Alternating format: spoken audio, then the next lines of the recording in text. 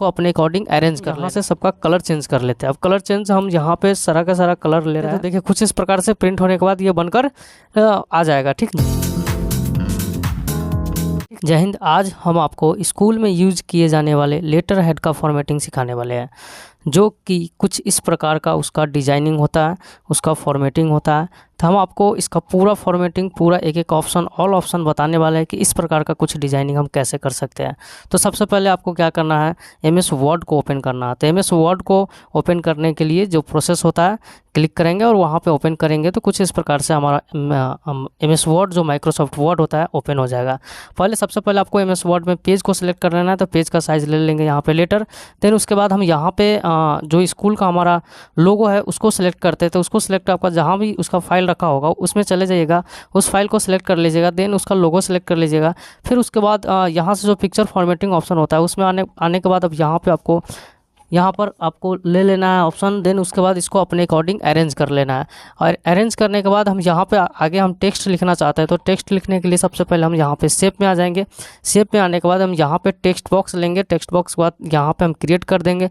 Then आपको यहाँ पे जो भी चीज़ लिखना होगा, जैसे हम यहाँ पे अपने सबसे फर्स्ट में स्कूल का नेम लिखेंगे। तो हम यहाँ पर हम स्कूल का नेम लिख देते हैं। जैसा कि हमने यहाँ पर लिख दिया संस्कार पब्लिक स्कूल, तो हम संस्कार पब्लिक स्कूल लिख दिए। देन उसके बाद हम इसका कुछ फॉर्मेटिंग कर लेंगे। तो फॉर्मेटिंग करने के लिए अपने अकॉर्डिंग यहाँ से हम जो भी चीज़ फॉर्मेटिंग करना चाहते हैं, जैसे कि हमने यहाँ से साइज़ हम अपने अकॉर्डिंग अरेंज कर लिया। देन इसके बाद हम थोड़ा सा इसको बोल्ड वगैरह कर लेते हैं। तो सबसे पहले हमने इसको बोल्ड कर लिया, फिर अपने अकॉर्डिंग इसको हम अरेंज कर लेंगे। तो जैसा कि हम यहाँ पे अरेंज कर रहे हैं, कुछ इस प्रकार से आप भी अरेंज कर सकते हैं। देन उसके बाद अरेंज करने के बाद जैसे ही ये अरेंज हो जाएगा तो कुछ इस प्रकार से अरेंज आपको कर लेना है। तो दोनों को हम थोड़ा सा एडजस्ट कर देते हैं ताकि वो बढ़िया लगे देखने के लिए। देन उसके बाद फॉर्मेट आएंगे। फॉर्मेट में आने के बाद नो आउटलाइन और नो फिल कर लेंगे। नो फिल कर लेंगे तो इसमें जो भी कलर होगा वो हट जाएगा।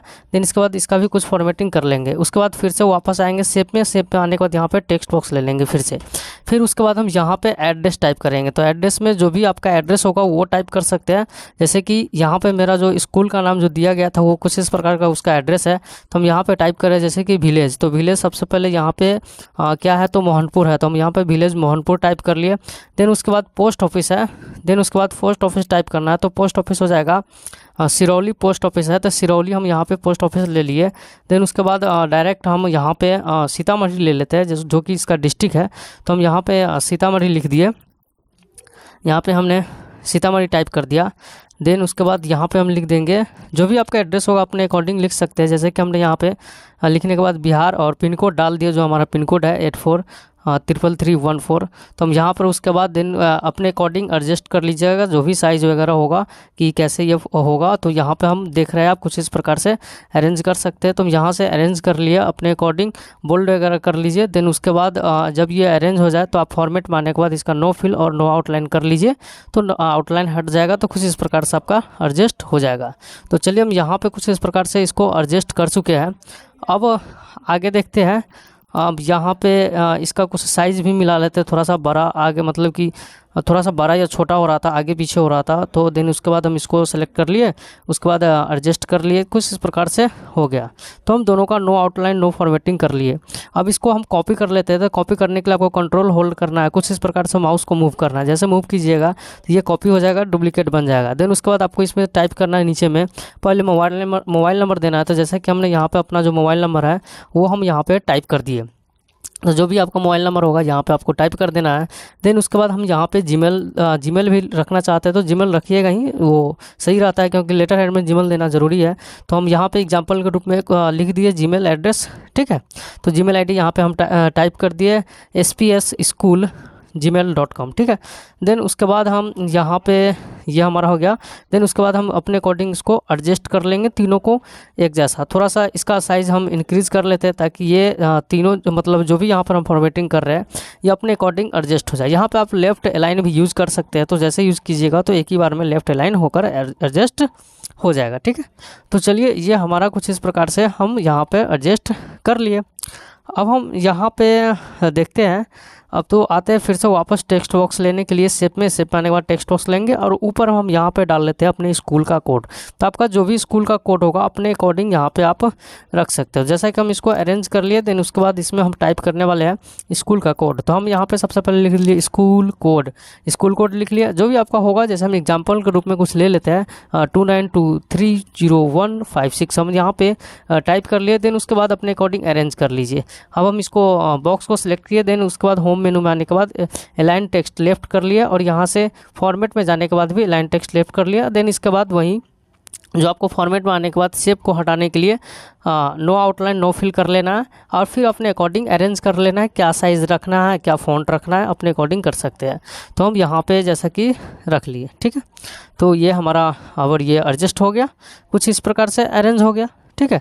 तो आप अपने अकॉर्डिंग यहाँ पे रख सकते हैं। तो चलिए ये हमारा हो गया रेडी। अब हम यहाँ पे क्या करते हैं, थोड़ा सा इसे ऊपर कर लेते हैं, ठीक है। चलिए हम यहाँ से सबका कलर चेंज कर लेते हैं। अब कलर चेंज हम यहाँ पे सारा का सारा कलर ले रहा है, ब्लू कलर में हम सभी को चेंज कर लिए। ऊपर वाला जो स्कूल कोड लिखे है इसे भी ब्लू कलर में चेंज कर देते हैं। एक ही कलर रखिएगा, ब्लू कलर रखिएगा तो थोड़ा ज़्यादा अच्छा लगेगा। हाँ, डार्कनेस यहाँ पे आपको डार्क ब्लू ले लेना है। तो चलिए ये हो गया रेडी।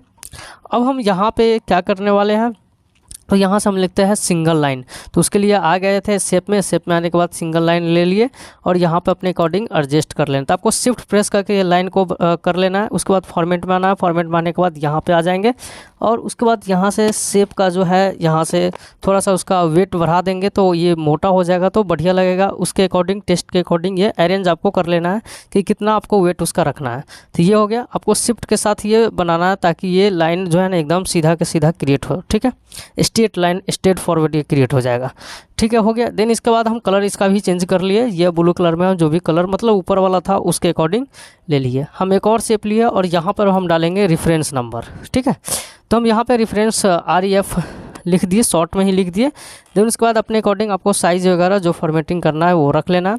उसके बाद इसका कलर ऊपर वाला ही जो कलर लिए रहेंगे ब्लू कलर उसके कलर में रख देना और यहाँ से नो आउटलाइन नो फॉर्मेटिंग कर लेना। और यहाँ आने के बाद आपको लेफ्ट लाइन ले लेना है। लेफ्ट लाइन लेने के बाद हम यहाँ पर इग्नोर किए थे वो जो रेड कलर का आ रहा था, ठीक है। देन इसी को कॉपी पेस्ट कर लिया है। उसके बाद हम डायरेक्ट फॉर्मेट में आने के बाद लेफ्ट लाइन कर दिया है और यहाँ से होम में भी लेफ्ट लाइन कर दी ताकि हमारा टेक्स्ट लेफ्ट हो गया। अब हम यहाँ पे डेट डाल देते हैं, तो डेट लिख दिए। डेट लिखने के बाद हम यहाँ पे डॉट डॉट डॉट डॉट दे देंगे, ठीक है। हम अपने अकॉर्डिंग आपको जो यहाँ फॉर्मेटिंग रखना होगा, थोड़ा यहाँ पर ये अच्छा लग रहा है इसलिए हम यहाँ पे डॉट डॉट डाल दिए, ठीक है। तो ये हम अपने ये जो डेट लिख लिए, देन इसके बाद इसको हम क्या करेंगे एडजस्ट कर लेंगे। तो अपने अकॉर्डिंग एडजस्ट कर लिए। यहाँ पे लेफ्ट लाइन आपको रखना है, हाँ ठीक है, हम यहाँ पे रख लिए। ये हमारा एडजस्टमेंट हो गया। अब आगे देखने वाले हैं। अब हम आगे नीचे आते हैं। नीचे थोड़ा सा यहाँ पे कुछ फॉर्मेटिंग कर लेंगे तो ये बढ़िया लगेगा पेज देखने के लिए। उसके लिए शेप में आए, शेप में आने के बाद हम यहाँ से कोई एक शेप सेलेक्ट कर लेते हैं। जैसे कि हमने ये स्क्वायर शेप ही ले लिया। देन उसके बाद हम इसको अपने पेज में अपने हिसाब से आपको फिट कर लेना है, एडजस्ट कर लेना है। जैसे ये एडजस्ट हो गया, इसका भी कलर वहीं रखना है जो कि आप टेक्स्ट का कलर रखे हुए थे। तो हम यहाँ पे इसको अपने अकॉर्डिंग एडजस्ट कर लिए। एडजस्ट करने के बाद फॉर्मेट में आए, यहाँ से हम यहाँ से आउटलाइन को हम लोग वाइट कर दिए। आउटलाइन वाइट करने के बाद शेप फिल में आने के बाद हम आपको जस्ट बताया था कि कलर अपने अकॉर्डिंग जो आप लिए रहिएगा ऊपर वाले टेक्स्ट में उसी के अकॉर्डिंग कलर, यानी कि हम लोग यहाँ पे ब्लू कलर लिए। फिर देन उसके बाद एक यहाँ पे सिंगल लाइन क्रिएट की है। लाइन को हम थोड़ा सा वेट बढ़ा दे लेते हैं और इसका भी ब्लू कलर कर लेते हैं। तो यहाँ पे ये बनकर हो गया कुछ इस प्रकार से रेडी। अब यहाँ पे देखिए ये बनकर रेडी हो गया। हम क्या करते हैं कि स्कूल का जो है वाटर मार्क लगा देते हैं पेज में। तो उसके लिए वाटर मार्क पे आएंगे। वाटर मार्क में आने के बाद यहाँ से वाटर मार्क ऑप्शन सेलेक्ट करेंगे, पेज पिक्चर लेंगे। आपको अपना लोगो सेलेक्ट कर लेना है। लोगो आने के बाद यहाँ पे इंसर्ट करेंगे। देन उसके बाद यहाँ से आप अपने अकॉर्डिंग स्केल रख सकते हैं, कितना रखना है, ठीक है। तो ये इस प्रकार से हम अपने अकॉर्डिंग स्केल रख लिए, ओके कर लिए। तो ये वाटर मार्क भी लगकर रेडी हो गया। चलिए इसका हम प्रिंटेबल देखते हैं। तो देखिए कुछ इस प्रकार से प्रिंट होने के बाद ये बनकर आ जाएगा, ठीक है। तो आप यहाँ पे अच्छे से समझ गए कि किस प्रकार से इसका डिजाइनिंग किया जाएगा। तो चलिए मिलते हैं अब अगले वीडियो में किसी दूसरे वीडियो के साथ। जय हिंद।